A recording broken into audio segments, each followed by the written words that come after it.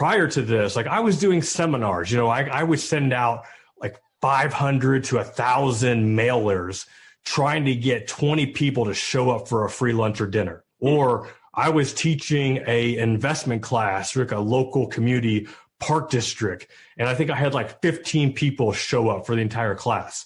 And I'm doing all this work, and I'm getting decent results, but the reach was minimal. And I'm thinking, wait a second, so I could publish a blog post or an article on my blog, and that could potentially reach hundreds, thousands, maybe millions. At this point in time, I'm just happy to get hundreds or several dozen.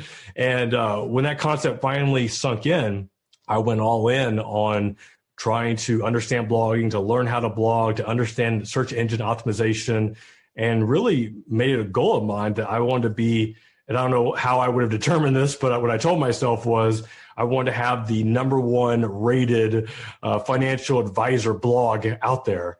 And that was the goal. Once again, like I don't know how I was going to be able to determine that was the case, but that's what I was determined to do, because I really felt like I found like a niche, because at the time there weren't a ton of financial planners that were blogging.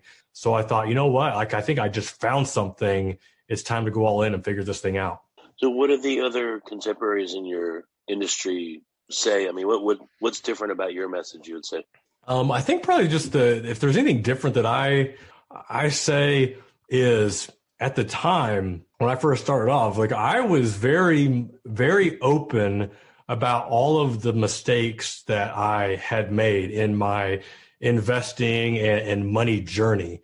And I remember, this is a blog post and podcast, I've shared before, but I shared like a story how I lost $5,000 trying to invest into a penny stock. I've shared how just with my parents struggled with that, and how that also passed down to me, where, I was $30,000 in student loan and credit card debt. And just a lot of pieces of my journey where, many financial planners, especially certified financial planners, there's just a certain stigma where, oh, you're supposed to know it all. You're supposed to have it all figured out, and you're supposed to, have not made any mistakes and did all the right things. Where I came from hey, yes, I'm a certified financial planner, but I've also made mistakes just like everybody else has. And I want to share my mistakes so that you can learn from those, and also show that I'm real, that I'm not just some guy that knows it all and never going to mess up, because that is just, not reality. So that was like one of the things I felt like that really helped me stand out amongst other financial planners and also financial experts, back then. Now you see a lot more people sharing, more of their journey. But at that time, like I was one of the first ones I can remember that was really transparent about all the screw ups along the way. Who does your audience tend to be? What's like the demographic about them? It's evolved here probably in the last 3 years. And what has happened, so I was, and I can say this in past tense now, I was a financial planner for 16 years. That was my career. That was all I knew. And then starting this blog on the side is purely as a marketing tool, for the practice. Well, then I stumbled on the fact that you can make money from a website. And I learned how to monetize the blog.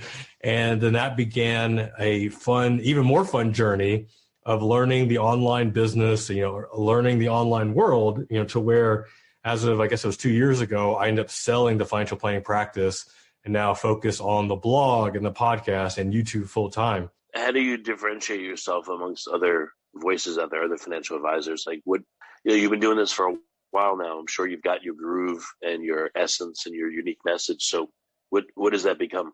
Oh yeah. So how's the demographic has changed and how, the message has changed is when I was still a practicing advisor with the blog, especially, like I was writing a lot of content for those baby boomers and early retirees, because those are the ones that, typically had the most money. If you wanted to get new clients, you wanted people that had a lot of money. And most of those were, that 50 on up crowd.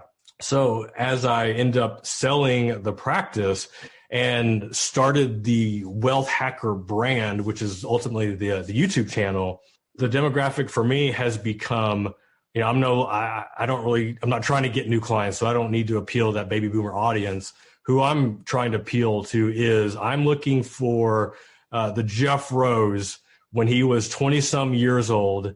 He just read Rich Dad, Poor Dad, maybe some Gary Vaynerchuk or, you know, some other, you know, side hustle entrepreneurship book or a podcast. He's excited. He understands that there is a way that he can build wealth a whole lot faster than mom and dad could ever teach him. He just doesn't know where or how to get started.